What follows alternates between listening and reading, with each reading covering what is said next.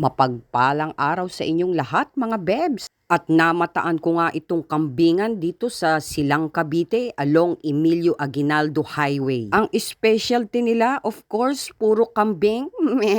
Sinampalukan, papaitan, kaldereta, kilawin, na ang tagaluto ay from Ilocos region pa mga bebs. At ang may-ari nga nito ay ang mag-asawang batang-bata pa, mga entrepreneur na. Sana all.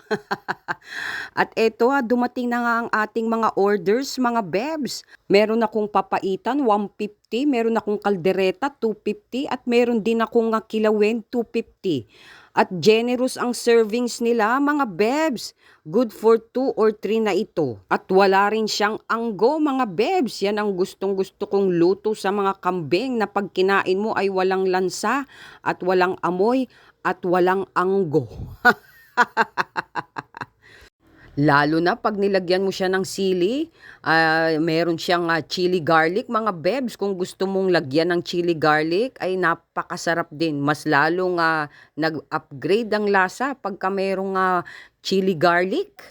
Ito ang hindi ko nakita nung bumiyahe kami sa Bicol. Sana may ganito kaming nakainan. Dahil tulad nga ng sinabi ko, ito yung totoong pagkain. Dito yan along Emilio Aguinaldo Highway mga bebs sa Silang Cavite. Kaya madadaanan at madaling makita ito ng mga biyaherong gutom na gutom. At gustong makahigop ng mainit na sabaw. Malapit yan dito sa may DAP pipes. Kung alam niyo yung DAP pipes, yan yung mga concrete pipes na pagawaan. Yan ang palatandaan ninyo mga bebs. O bago makarating yan ng McDonald's dito.